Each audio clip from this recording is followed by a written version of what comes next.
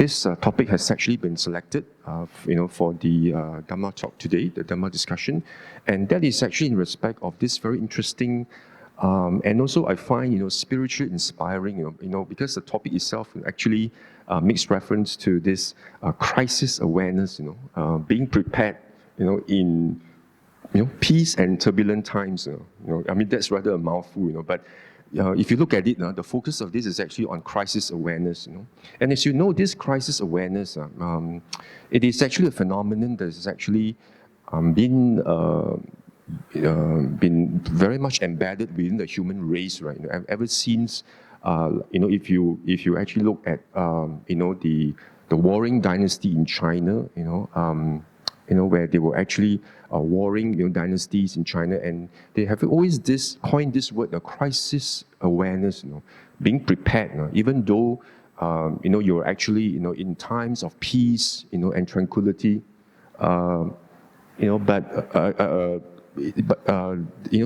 there's always this emphasis that you must actually be prepared, for crisis, Because if you actually look at crisis awareness, the Chinese equivalent of this, if you know Chinese, is actually 居安思危. Means when you are actually staying, in a very peaceful situation or condition, but nonetheless, you must actually, at the back of your mind, you must always be aware, that there is always this potentially, there's crisis, and how prepared are you, when crisis happens, or situations which are unexpected actually come towards you, and how you are going to be prepared.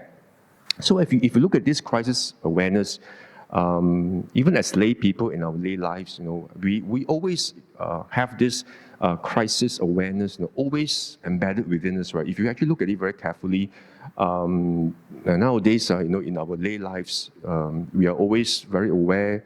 What if there is a retrenchment, or if there's a downsizing, or I shouldn't say downsizing, politically correct should be right sizing of the workforce, and there's retrenchment, so, if this crisis happens, then how prepared are you? What is your action plan, or what is actually your fallback plan if such a thing happens, right?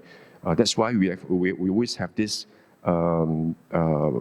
backup plans, or safety measures, like for example, perhaps putting aside more savings for a rainy day, or perhaps even upscaling our skill sets, in order for us to perhaps vertically improve ourselves in terms of our jobs abilities, in order for us to have that job mobility, if retrenchment happens, and potentially also, we could consider, for example, buying insurance, and all these such things, So all these actually constitute what? Crisis awareness, right? Because as lay people, we always have this thing about crisis awareness.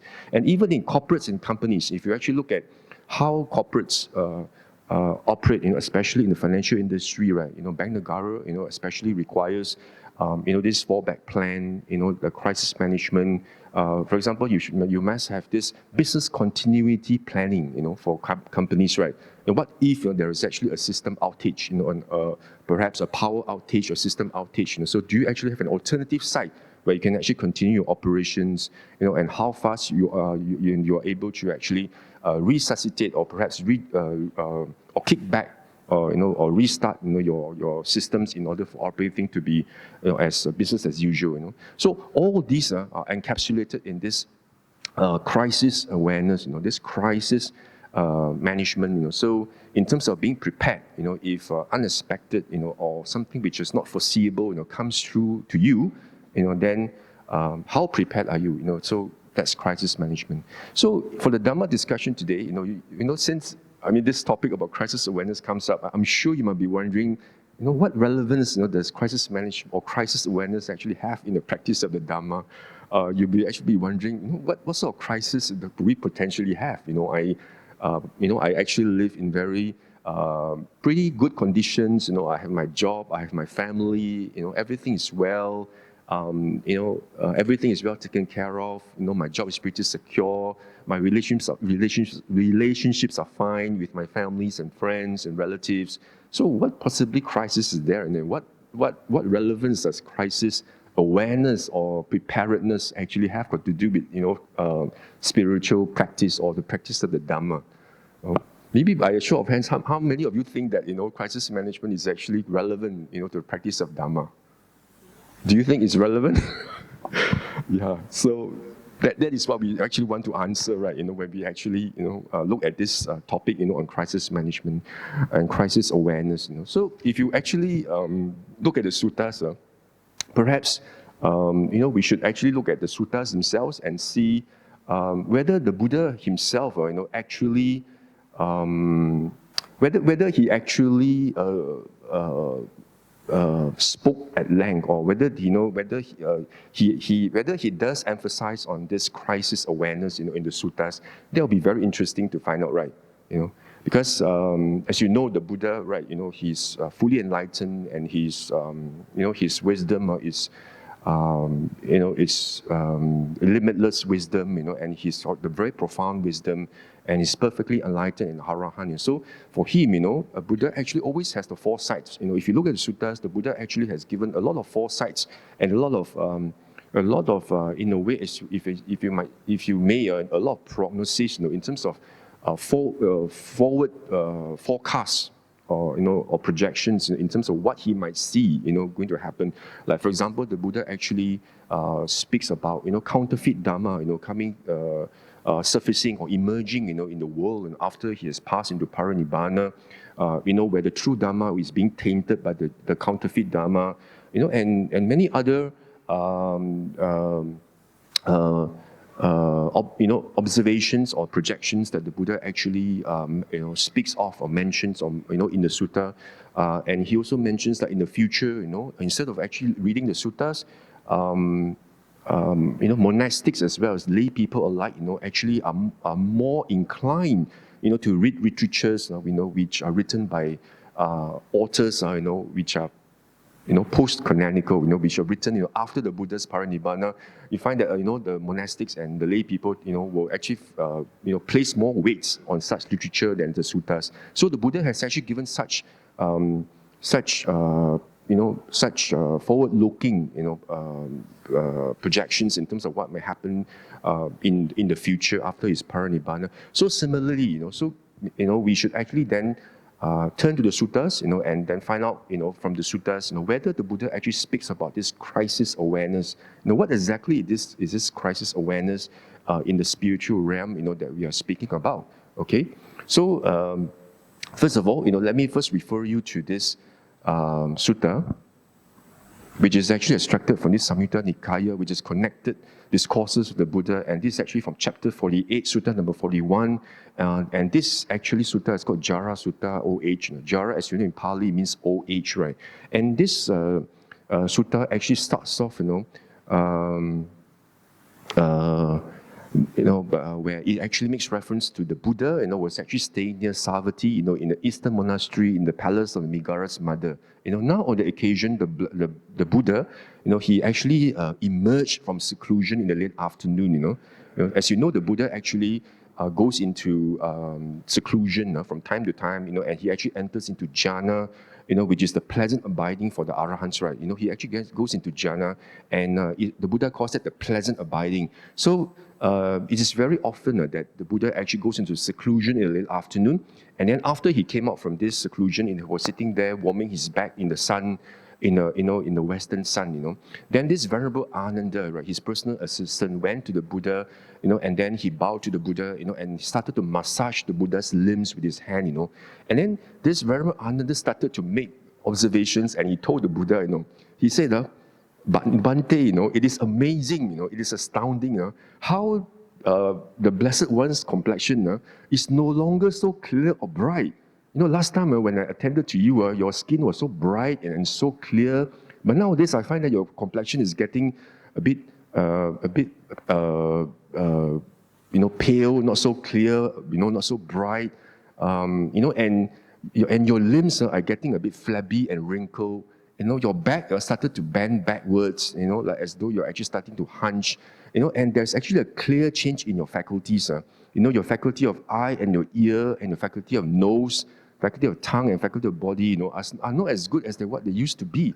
When the Buddha, remember, when he became enlightened at the age of 35, the Buddha was actually quite majestic, and from the sutta, it's actually stated that the Buddha actually had a very towering presence. He's quite well built, and he's got very long limbs, very good, a very sharp features, and very attractive, very good looking, and and of course this sutta was actually recorded, when the Buddha actually was in his advanced stage. That's why Venerable Ananda made these statements. How come all your features are not as good anymore? I mean, it's your complexion is getting a bit like faded, and not so clear, not so. Not perhaps the skin a bit like loose, wrinkled, not so tight anymore, and your flesh is actually not so as tight anymore, But so all your physical features are actually showing a clear deterioration, Then the Buddha actually tells Venerable Ananda, that's the way it is, Ananda. When young, one is subject to aging. When you're young, you are actually, moving towards aging, and when healthy, you're subject to illness, when alive, you're subject to death, So the complexion is no longer so clear and bright, the limbs are flabby, wrinkled, the back bendwards, all these are actually manifestations of aging, So that is inevitable, when you're young, you're actually moving towards that direction, You can have all the plastic surgery or the Botox injection or whatever, At the end of the day, you can't actually escape inevitable. That's aging, right? Your faculties are getting weak, And so that is actually the intrinsic nature of life itself, And that is actually something very insidious, You probably would not know, that this is actually happening, but this is exactly what all of us are actually moving towards too, and that's actually aging, and thereafter is sickness, and thereafter it is actually the end of the journey, right? So that's how it is, for beings, So having said that, right, the Buddha actually added, what he says, I spit on you, O age. The Buddha says, O age that makes for ugliness, the bodily image so charming is trampled by old age. Even those who live to 100 are all hated, all to an end in death, which spares no one, which tramples all. So what the Buddha is actually saying, that this old age is actually something very insidious, something very covert, You don't know that it's actually happening to you, But that is actually a crisis that all of us are actually in right now, in the spiritual realm. We may not realize it, but that is actually what's happening. Old age, is actually slowly, gradually, but surely, it is actually dragging us into that that stream that never turns back, that always flows towards the inevitable of sickness and death. So that itself spiritually is the crisis, that the Buddha actually makes reference to. This crisis, which Buddha mentions, in this SN 48.41, and again, in Uddana 5.2. Uddana actually is the inspired sayings of the Buddha, right? It's under the minor collections, of the Buddha's discourses. If you actually look at that, there is actually this sutta called the short-lived sutta, Apayuka Sutta, right? The Uddana 5.2, and in this on this occasion, right, there was also this conversation between the Buddha and Venerable Ananda, and this time, Venerable Ananda emerged from his seclusion in the afternoon. He meditated, and he actually emerged from the seclusion, and he went to see the Buddha. And upon arrival, he bowed to the Buddha, and then and he was sitting there. He told the Buddha, it is amazing, Bhante. It's actually astounding, how short-lived, the Buddha's mother was. This Queen Maya, right? Was actually Buddha's, biological mother.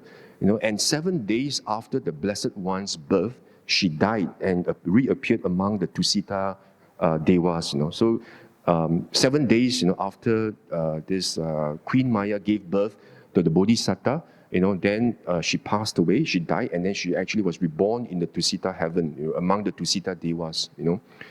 So this Venerable Ananda is saying, it's amazing, 7 days just after she gave birth to the Blessed One, she passed away and she actually reappeared into Sita heaven. So Buddha says, that's the way it is, Ananda, that's the way it is. For the mothers of Bodhisattvas are short-lived. 7 days after the Bodhisattva's birth, the Bodhisattva's mother passed away and reappeared among the contented Deva. Contented Deva means to Sita Devas. So on realizing the significance of this, the Buddha actually made this inspired uttering, he says, those who have come to be, those who will be, all will go, leaving the body behind. The skillful person realizing the loss of all should live the holy life ardently. That's what the Buddha says, whoever who has come to be into existence, that is the inevitable destiny. Everybody will go, leaving the body behind. So if you are skillful, you should realize the loss of all, should live the holy life ardently. So again, you see, old age, aging, as well as death. These are the crises that the Buddha actually talks about. And again, the Buddha actually highlights about this crisis awareness. In Samyutta Nikaya 3.25, there is this very interesting conversation between the Buddha, and also this King Pasenadi, of King Kosala Kingdom. I'm sure you've heard of him, this King Pasenadi, who was actually a very renowned and famous king in the Jambudvipa, in India during that time, the Kosalan kingdom, he reigned over this kingdom, and he was actually a very well-known king, and he was a very devout Buddhist as well. And then from time to time, he would visit the Blessed One to have Dhamma discussion, and also to consult the Blessed One, on many aspects, of the Dhamma. And in this particular sutta, in SN 3.25, this sutta is actually called the Simile of the Mountains, Simile of that. You can refer to that if you have the time. So the Buddha actually asked this king, where are you coming from in the middle of the day? I see that, you are so busy running here and there, so busy with all the chores of the king, and, like managing the affairs of the kingdom, right? So where did you come from, in the middle of the day? So this King Pasenadi, told the Blessed One, just now, Bhante, I was engaged in the sort of royal affairs typical of noble warrior kings, basically what he's saying that, he was actually attending to the affairs of the kingdom, in terms of, dealing with a lot of royal officials, and the kings and other kings of other kingdoms. So this Buddha then asked this King Pasenadi, what do you think, great king? Suppose a man, right, a very trustworthy and reliable, were to inform you that that he just came from the east, and when he was actually coming from the east, he actually reports to you, that you should know when I come from the east, there I saw a great mountain as high as the clouds. There's this huge mountain coming as high as the clouds, coming this way, crushing all the living beings in its path. Do whatever you think should be done. Then the Buddha says the second man comes to you from the west, then third man comes from the south, and fourth man comes from the north, telling you the same thing, that each of them actually saw this huge, tall, huge mountain that actually like a skyscraper that goes up into the clouds, and these mountains are actually moving towards you, and actually going to crush you, anytime.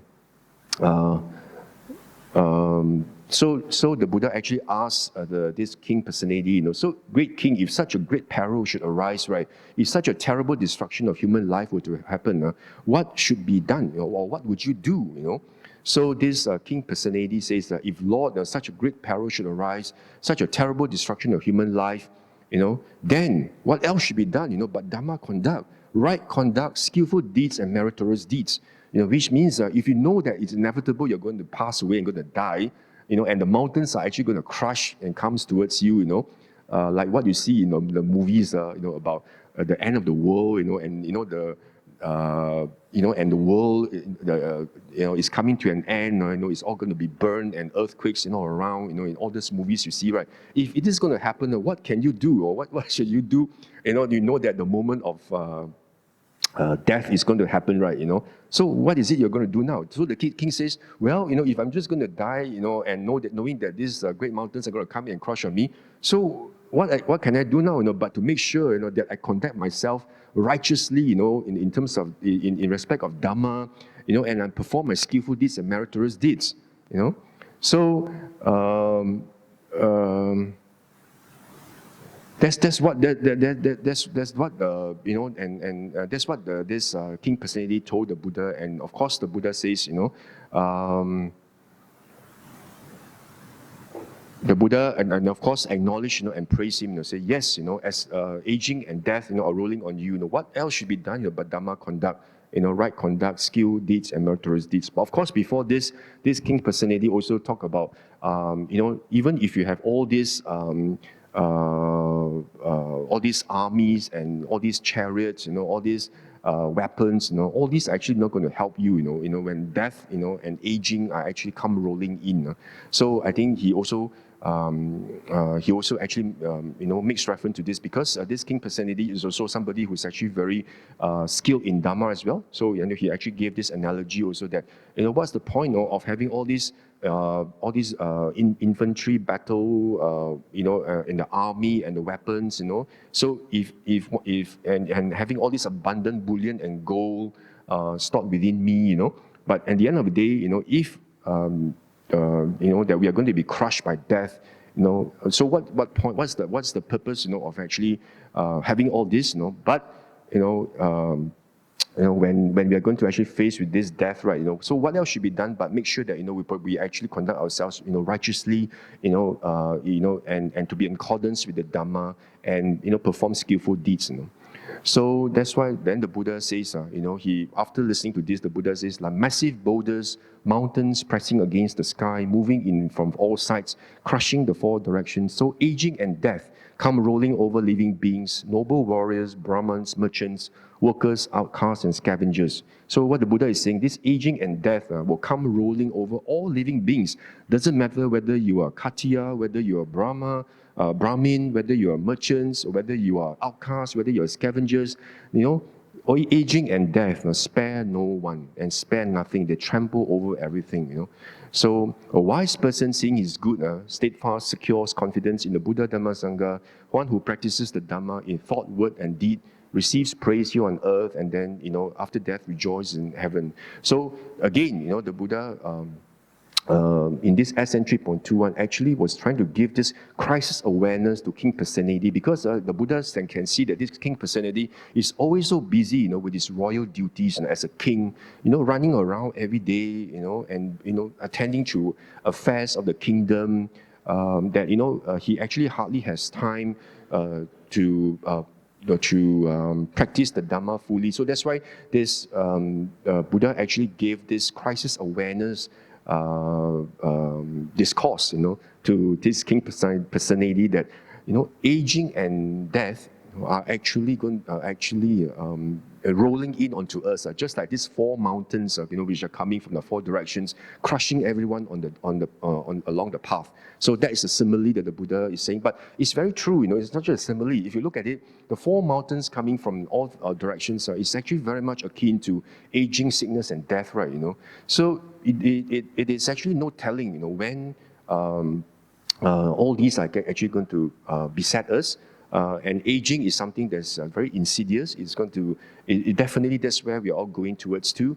And so we need to be aware of this. For example, if you actually have signs of, for example, white hair or wrinkled skin, instead of trying to dye your hair, to make it more attractive and more lustrous, or try to make your wrinkled skin, more resplendent, or tighter, or looks more attractive, So that itself should serve as a messenger to you, that indeed, this aging and sickness and death are actually rolling onto you like these four mountains, like what the Buddha says in SN 3.25, And again, in this Theragatha, 6.13, there is also this sutta, about death, and sickness, attack. What it says here is that attacked by death is the world, surrounded by aging, beset by arrows of craving, always obscured by desire, So what this sutta is actually saying, that this aging and death are just like masses of flame, there's no strength to confront them, no speed to run away. And we are always attacked by death and aging, constantly beaten with no shelter, like a thief, sentenced to punishment. So, and here it says, make the day not in vain, a little or a lot, however much the day passes, that's how much less in life. Each day, that comes to you means, one less day, in your life, right? If you actually look at it, very objectively, every single day you live is one less day, in your life, right? So that is actually what is stated here.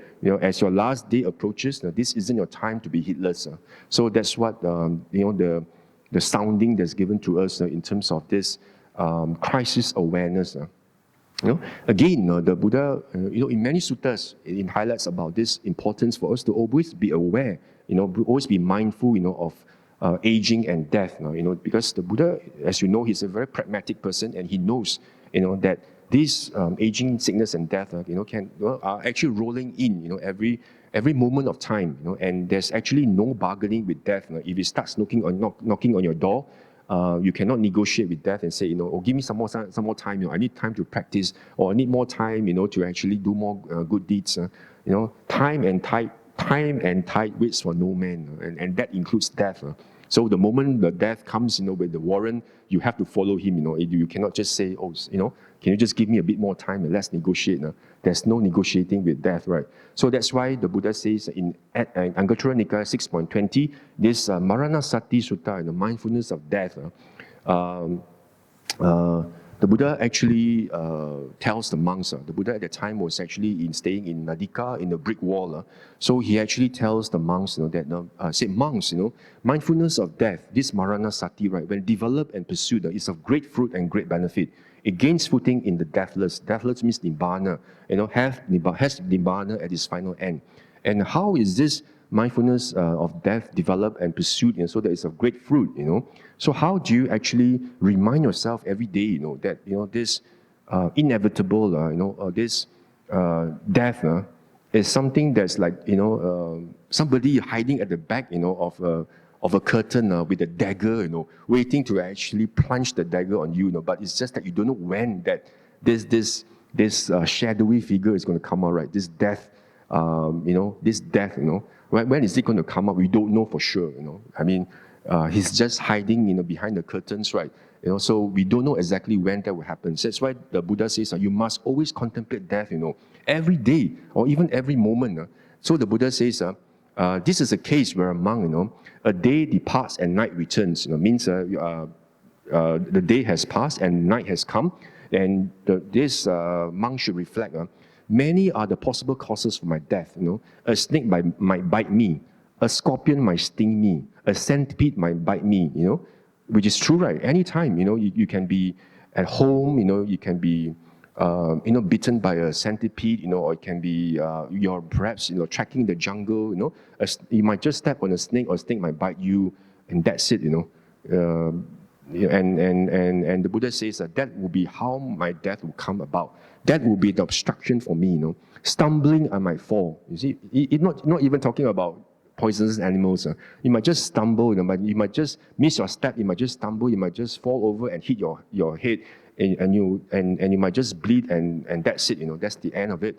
My food digested might cause trouble to me. You might have indigestion. You might have actually wind a lot of wind that may actually cause death as well. There have been incidents where actually people actually consume, say, glutinous rice. And because of that, wind actually. There's actually abundant wind, in the stomach, and that actually causes death as well. That's happened before. My bile might be provoked, my phlegm, piercing winds, forces in the body might be provoked.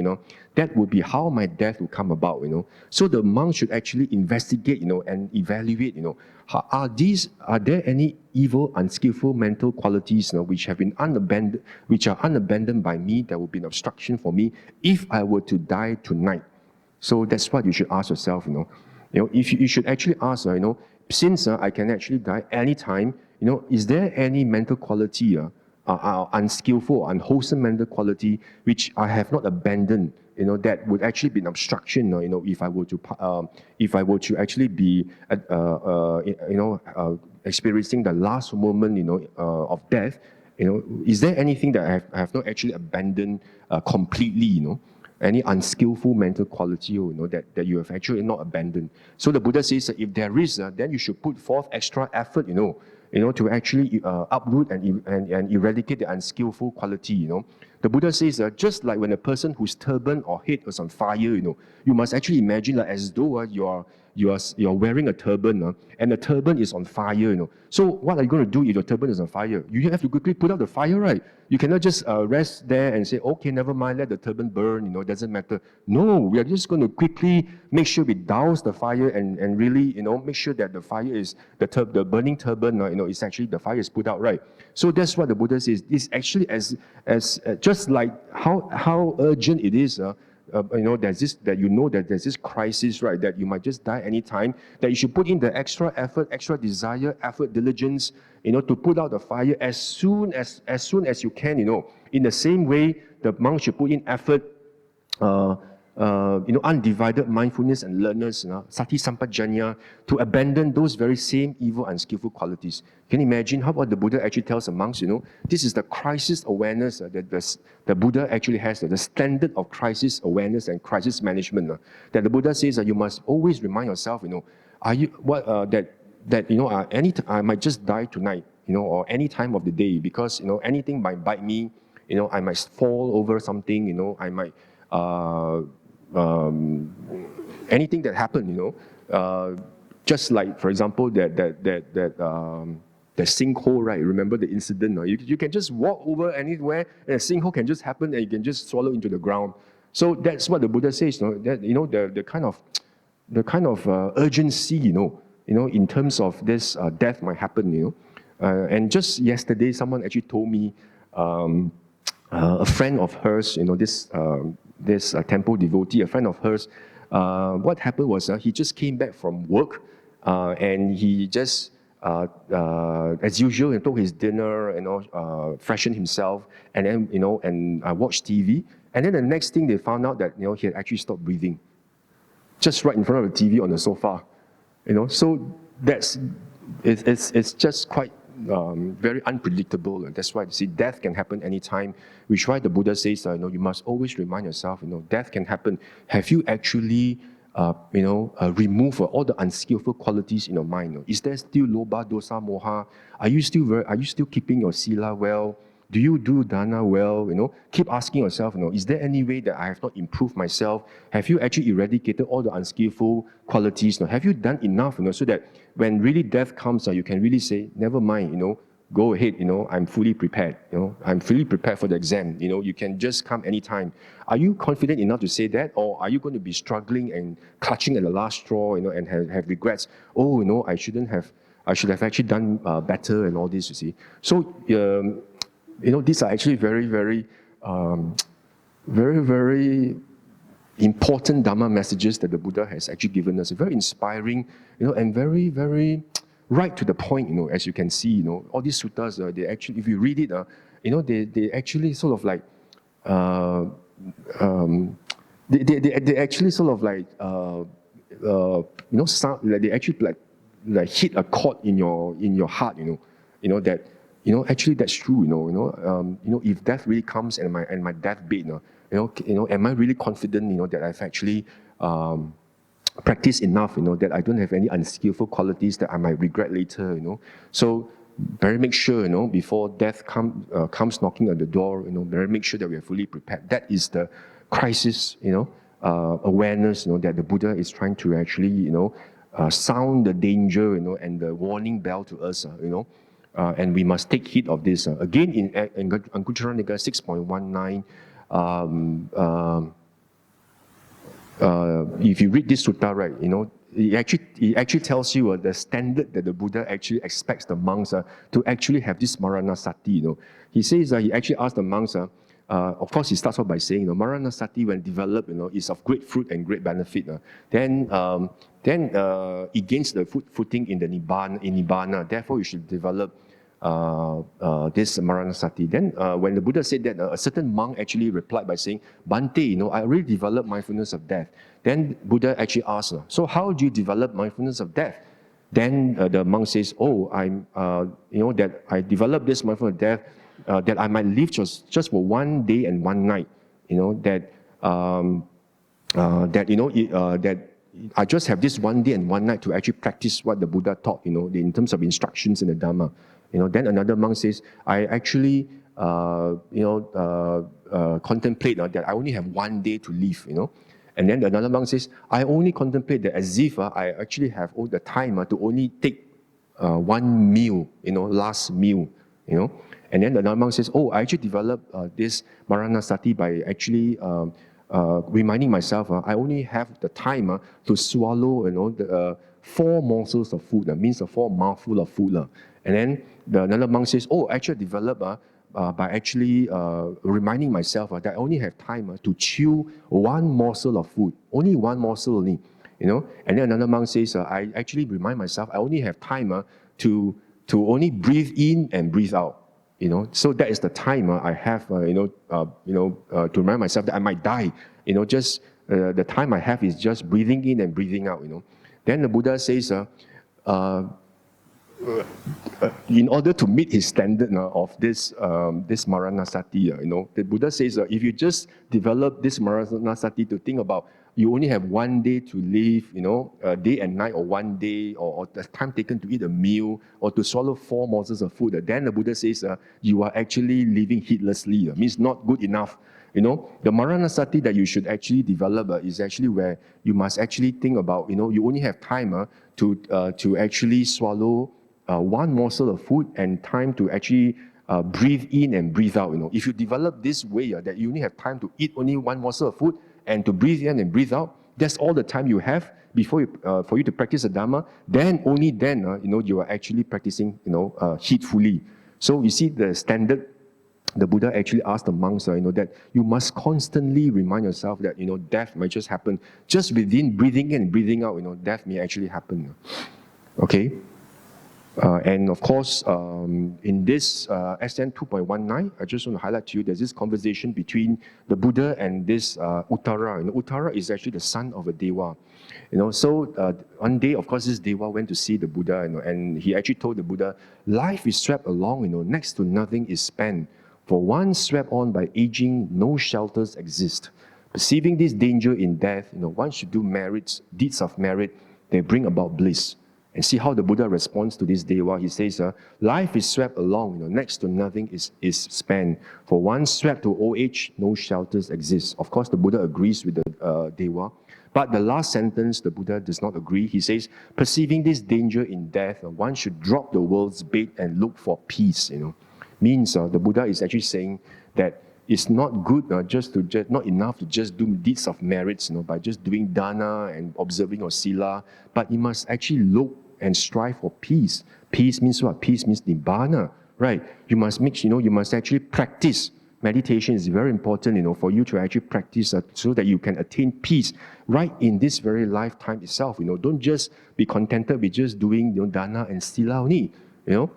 As you know, samsara, is actually a huge, vast of ocean of samsara, inconceivable time and inconceivable time that you've been, suffering in samsara. The only way to get out, is actually to what? Uproot your asavas and to actually remove and to actually to remove and uproot ignorance. The shroud of this darkness that's enveloped your mind. That's the only way for you to actually get out of samsara by overcoming the fetters. Dana and sila alone cannot get you out of samsara. You must actually develop your mind to actually eradicate these asavas and the ignorance which are actually the root cause why we are always in this existence, countless existence, countless rebirth, and then the kingpin, the real culprit, is actually this asavas and ignorance, and that's why the Buddha says that you must strive to attain nibbana, in order for you to to actually not be shackled, by age, sickness and aging and death anymore, you see. So that's what the Buddha told this Dewa, don't just think about, doing merits, but, you must actually strive to attain peace, by realizing Nibbana, So you see, here, another sutta is from AN 5.121, where the Buddha actually went into this sick bay, he actually went to the sick ward where all the sick monks were staying, So one day he went to this sick ward and then he saw this monk who was really weak and sick, And he sat down, and then as he was sitting there, right, he actually asked the monks,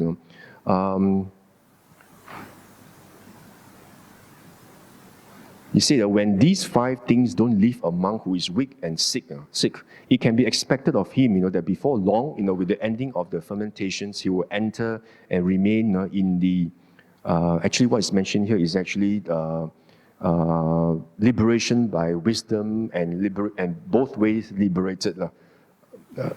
Well, actually, this is a bit complicated. You can read about it in Kita Giri Sutta about this.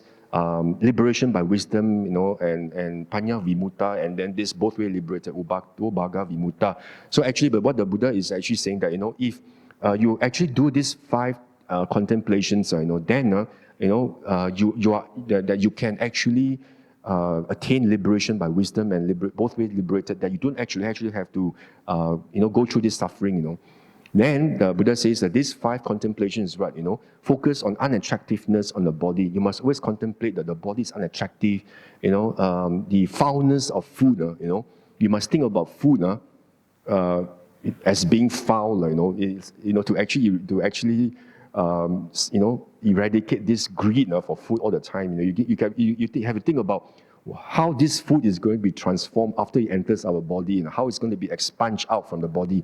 So if you actually practice this foulness of the food, about the food contemplation, it will actually eradicate this greed, percipient of distaste with regard to the world, percipient of the indesirability of fabrications, means this sankhara dukkha, what the Buddha is saying about these fabrications, that everything is fabricated, and constructed, and because of that, there's actually no assurance. So that is another contemplation. And the last one, the Buddha says, he has perception of death, well established within himself, So you see the Buddha again, the Buddha says, you must actually have this contemplation of 5 things, and this maranasati, is actually well established, if you can contemplate this, the Buddha says you can attain this liberation by wisdom and both ways liberated. That's why, in AN 5.57, I'm sure you have come across this sutta, where the Buddha, time and time again, the Buddha actually, reminds us, that you must always reflect, contemplate on these 5 facts, This AN 5.57 is actually subjects for contemplation, Upajjhatthana Sutta, right? Then what the Buddha says, there's these 5 facts that you should always reflect and contemplate continuously. What 5? He says, I'm subject to aging, have not gone beyond aging. I'm subject to illness, have not gone beyond illness. I'm subject to death, have not gone beyond death. I will grow indifferent, separate from all that is dear and appealing to me. Means, there will come one day, where you need to separate from all your dear and loved ones. That's how it is. If there is actually coming together, there's always a departure. There's no such thing as, coming together that never departs.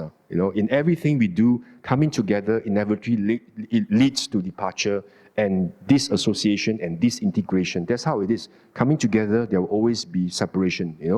And I'm an owner of my actions. Heir to my actions, born of my actions. So the Buddha is saying this is the 5th. That you are the owner of your karma. Owner of your own karma.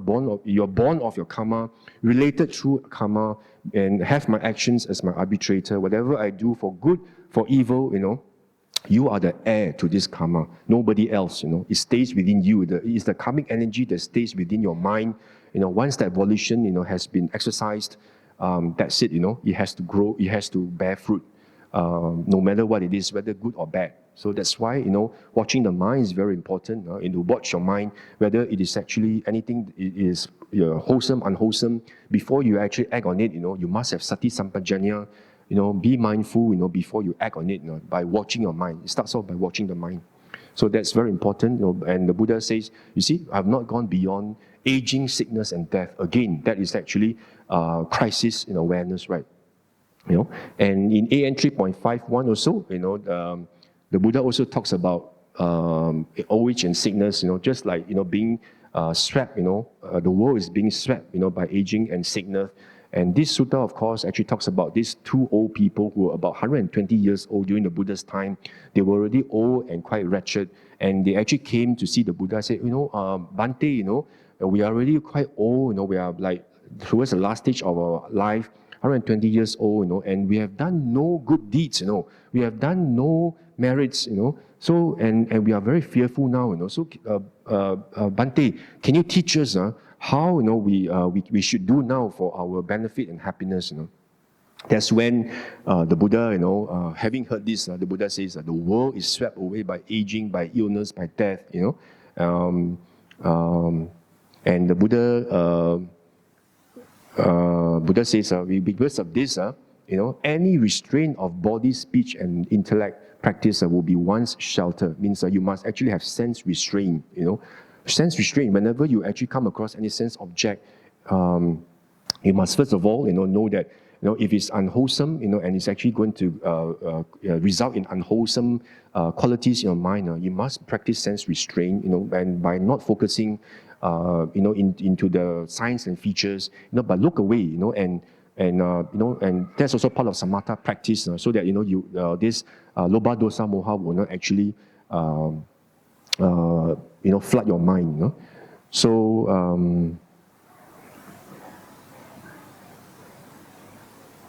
again, in the various suttas, the Buddha actually talks about, heedfulness is very important.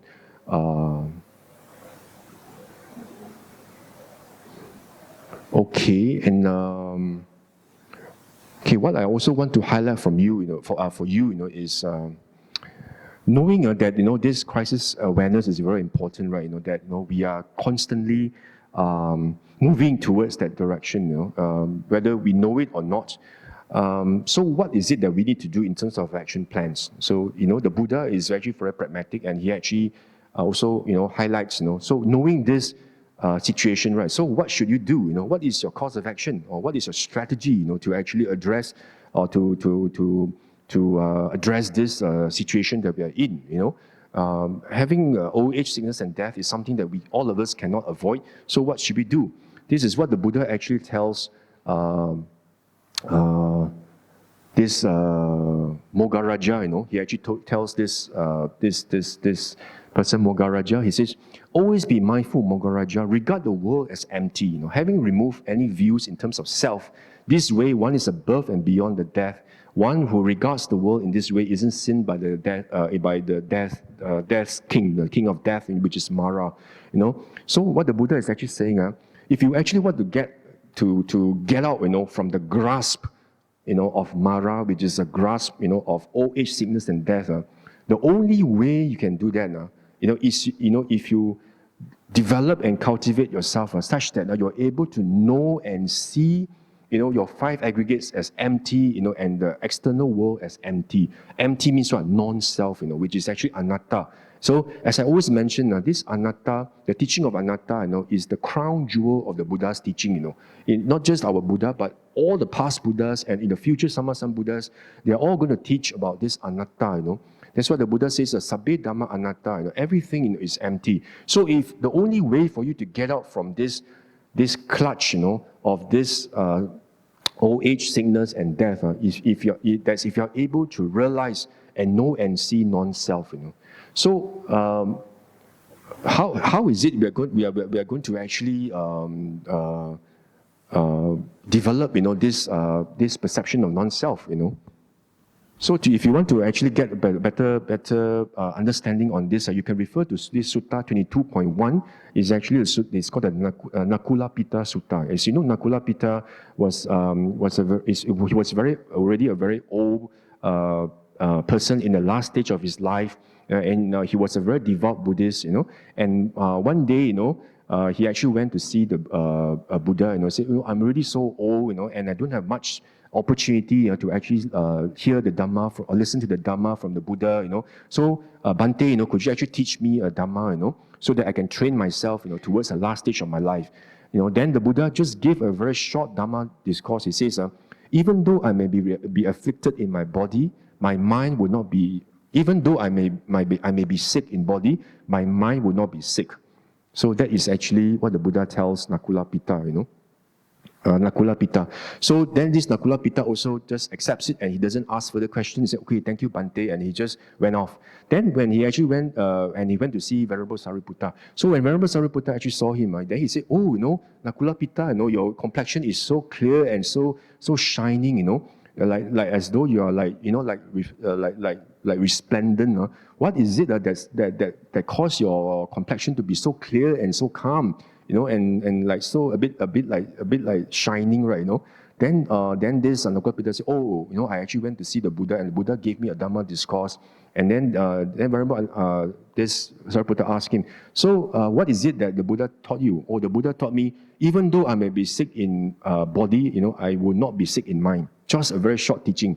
Then the Venerable Sariputta asked him, but didn't it occur to you that you must ask the Buddha further, in what way is one sick in body and sick in mind? What do you mean by that statement? What is it that, that you can be sick in body, but you cannot be sick in mind, So then this Nakula Pitta said, well, it probably slipped my mind, but, please, do tell me what exactly this Buddha actually means by this. That's where, you see, the Venerable Sariputta actually goes into this deep Dhamma discourse, about contemplating the five aggregates as non-self. The five aggregates, which is actually your form, your feelings, your perceptions, your volitional formations, and your consciousness. These are the five aggregates, that you must actually practice to make sure, that you develop the perceptions of non-self. Then, once you develop this perception of non-self, then you will know that your five aggregates, when upon any sense object coming into contact with a sense base, and you actually contemplate how these five aggregates arise through causes and conditions, and how they are dependently arisen. From there, you'll be able to penetrate to the Dhamma and know and see the Dhamma, that actually the five aggregates are actually non-self. They are devoid of a permanent, unchanging self, that they are all fabricated and constructed through causes and conditions. That's why they are subject to change. They are always in a state of flux. They are not constant, and they are always subject to change. Anytime, they may just cease and disappear, or they may change in their nature, because they are, all these are non-self. That's why the Buddha says, even though your body, may be sick, but your mind will not be sick. The mind, your sick means your mind will not be attached to lobha, dosa, moha. That's what the Buddha says. And the way to be non-attached to lobha, dosa, moha is actually when you develop this contemplation of non-self with regard to the five aggregates. That's why I say non-self is actually very, very important contemplation. Again, in AN 7.46, the perceptions. The Buddha actually speaks about these 7 perceptions that should be developed. Okay, it's a very long sutta, but you can refer to it. It's actually under AN 7.46. Here, you see here, the Buddha talks about these 7 contemplations, which are highly beneficial and bring great benefit to any meditator. So the Buddha says the second of this perception is the perception of death, the marana sati, you see. But if you go down the list further, it's very interesting, you see. Then the Buddha says the 5th one is what? The contemplation of anicca, inconstancy. So when a monk's awareness often remains steep in the perception of constancy, then your mind will actually be able to remain equanimous, and be able to, to actually, uproot, and be able to eradicate this lobha, dosa, moha. So that is the 5th contemplation. See, secondly, the Buddha says you should not just stop at anicca perception, The Buddha says you should not just contemplate on anicca alone. The Buddha says that the perception of dukkha in what is anicca, It means what the Buddha is saying, you should not just stop at just anicca, but you must also contemplate on dukkha in what is anicca, you know. So that's what only then in order for you to actually be able to overcome these kilesas. And then towards the last, the seventh contemplation, the Buddha says you must perceive and contemplate anatta, in what is dukkha, That is the ultimate crown jewel of the Buddha's teaching. And so when you actually then are able to contemplate this non-self, then you are actually practicing in accordance with the Dhamma, and that's when you can actually develop what the Buddha actually tells the Deva, that you develop peace so that you find nibbana. So it's through this non-self contemplation, which is highlighted again and again, in so many suttas. You see here this SN 35.55. You see the Buddha tells the monks, the monks actually ask, Bhante, how should one know and how should one see? Means how should you practice, when you meditate, how should you know and see? Means how should you contemplate, how should you observe in order for the fetters to be uprooted? The Buddha says, Bhikkhu, when one knows and sees the I as non-self, the fetters are uprooted. When one knows and sees the form as non-self, and it goes on to talk about the five aggregates. When one knows and sees this, the fetters are uprooted. You see, the Buddha gave a very direct answer. In order for you to actually attain even Sotapanna, you must actually contemplate non-self to see how the phenomena and sankhara actually arise and cease through dependent origination, how they are co-dependently arisen. So only then, if you're able to know and see non-self, then only then the fetters can actually be uprooted. The same thing, this SN 35.56 to 59, again, the monks asked the Buddha, Bhante, how should we know and how should we know and how should we see in order for the taints to be abandoned, Then Buddha actually responded by saying, monks, when one knows and sees the I as non-self, you see, the tendencies are uprooted. That's why you see, nowadays, we have a lot of schools or traditions of even Theravada Buddhism that actually teach that anicca alone is good enough, and you should just when you meditate, just see, observe, what comes and goes. For example, you have anger, right? Just watch it, don't have to do anything. Just watch it come and go, don't have to do anything. But that is not the way that the Buddha is saying, is teaching here. It's not just talking about looking at anicca. You must look at non-self. Means you must actually ask yourself, how does that anger arise? How is it dependently arisen?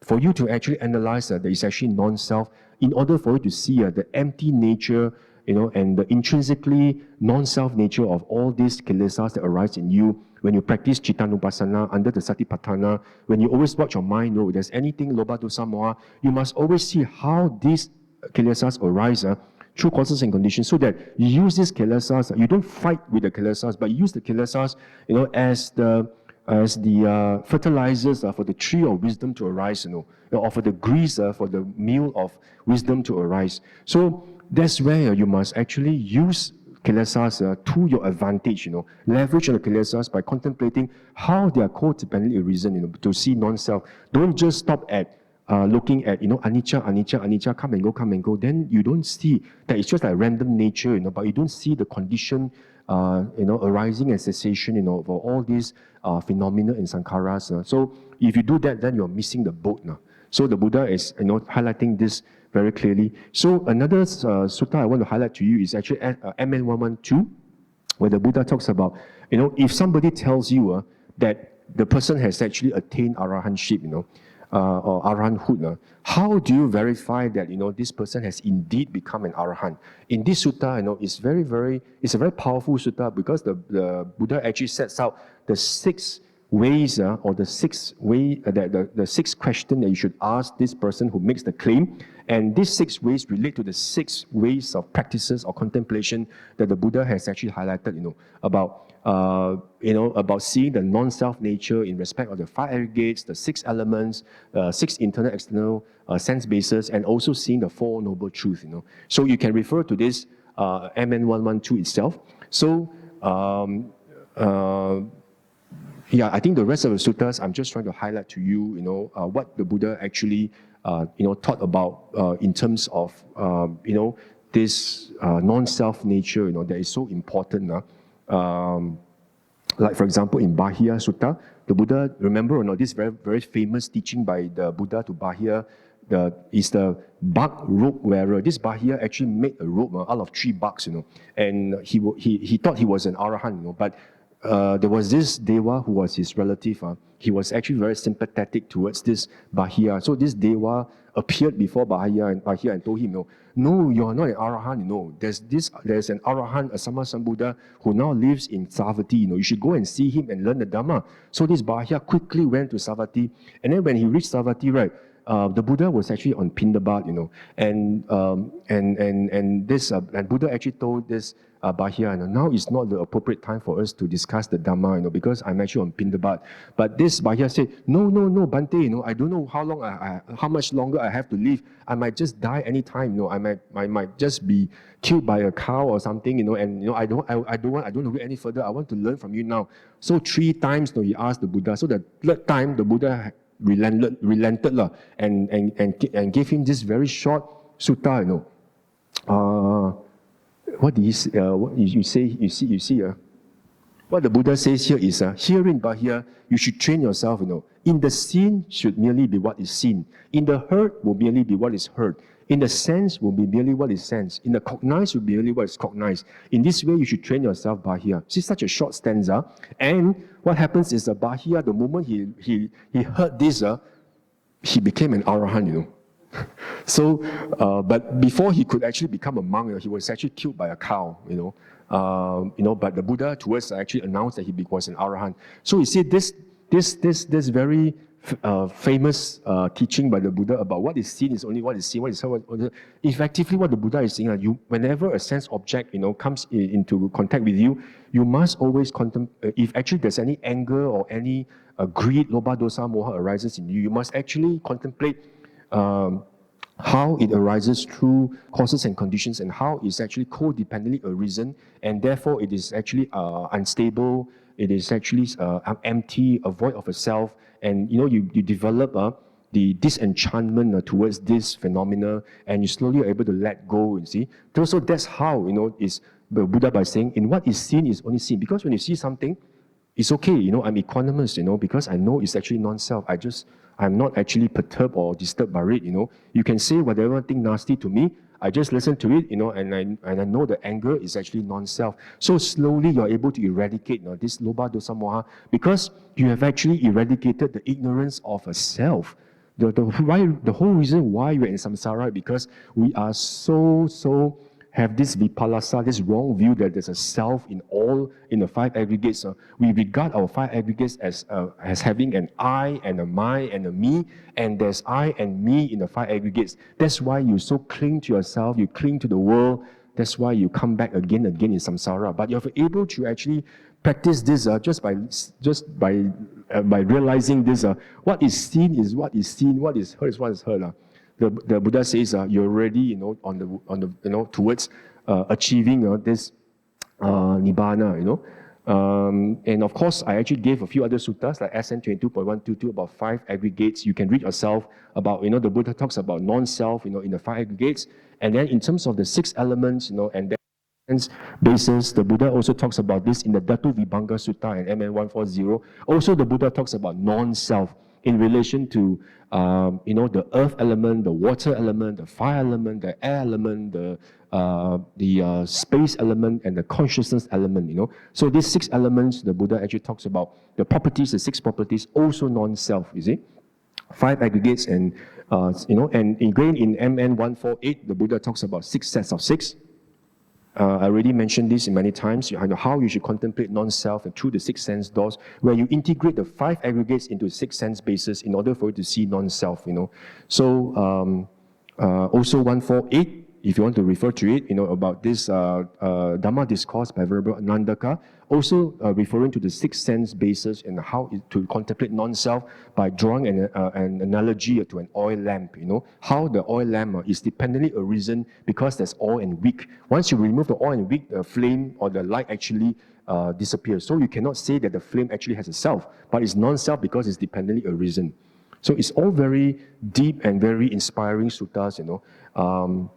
Also, you can refer to MN 152, about how the Buddha says how you should develop the faculties, because there was one day this Brahmin Uttara, right? The Buddha actually asked him, how does your teacher, this Parasiri, actually teach about the 11 faculties? Then this Brahmin Uttara said, my teacher taught me, in order for me to practice well, on my six sense doors, I must actually cut off all the sense bases, so that I'm in the trance of non-perception. So the Buddha says, if that's how you practice, then there'll be many blind people and deaf people who are arahants, because you don't actually you cut off all your sense doors. But the Buddha says, the way of practice in the noble one's discipline with regard to these six sense bases is actually when you actually analyze, the non-self nature. You see what the Buddha says here?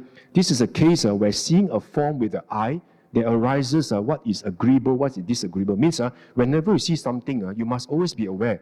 Is there liking? Is there disliking in me? Is there lobha? Is there lobha, dosa, moha? If there's lobha, dosa, moha, then you must actually analyze and investigate. This lobha, dosa, moha is actually compounded, dependently co-arisen because of all these causes and conditions. Therefore, I will let go of this, and because of this, there's equanimity. So if you can practice it this way, then slowly, you're able to ingrain this non-self contemplation into yourself, and that's where slowly, you're able to eradicate all the fetters, and you're able to reach various stages until you attain arahanthood, where you have actually reached the final destination, and you can tell yourself, I've done all that needs to be done. What had to be done has been done. I've lived the holy life in full. There's no more, nothing else more for me to do. I've already done everything that needs to be done. I've reached the far shore, and there's no more samsara for me. If you're able to declare that, then it's a big sadhu, because, how long have you actually been suffering, in samsara? Inconceivable beginning and inconceivable will be the end, But if you're able to just put in the effort, to contemplate non-self, like what the Buddha has taught here and has highlighted to us in terms of this awareness, this crisis awareness, so that we are prepared, and we start even practicing now, So I would actually urge everyone to actually start practicing now. It doesn't mean that you have to wait until you have a retreat, only then you go there and sit cross-legged, and practice rising, falling, or anapanasati. You can practice meditation anytime, everywhere.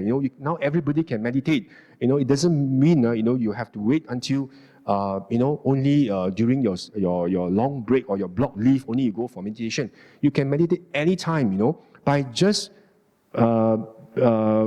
anchoring, your mindfulness on the six sense doors. Be aware, have this sati sampajanya in terms whenever anything happens and comes into contact with a sense base, whenever we see something, whenever we hear something, whenever we smell something, whenever we taste something, touch or think something, ask yourself, use this chittanupassana, is there lobha, dosa, moha in you or not? If there is lobha, dosa, moha, then you must actually investigate how this arise through causes and conditions by actually applying the 6 sets of 6 in MN 148. And if you're able to actually see the non-self nature, then slowly and surely, you're able to slowly eradicate all the fetters, and you'll be able to then, reach the various stages of, enlightenment, all the way from Sotapatti all the way to arahantship. Then if by the time you reach there, then you can safely tell yourself, and declare to everybody, that, age, sickness, and death, no longer, affect me, and I'm not subject to that anymore, and, I do not, then need to have this crisis awareness anymore, and because I'm an arahant. But as long as you haven't reached there, as long as we're still putujanas, as long as we are still, we haven't actually become arahantship yet, attained arahantship yet, we must make sure, we have this crisis management, crisis awareness, ingrained in us by telling us, that reminding ourselves every day, just like what the Buddha says, death can happen anytime. I might be bitten, I might fall down, I might just sit down on the sofa and just go, So make sure, we practice right here and right now, and not just dana, sila, but more importantly, develop your mind, the bhavana, the mental cultivation, through this application, of this non-self contemplation, through your six sense doors, by also looking at how the five aggregates, are actually dependent arisen through constant conditions, then, we can actually then progress, spiritually, and towards achieving our destination, of arahantship.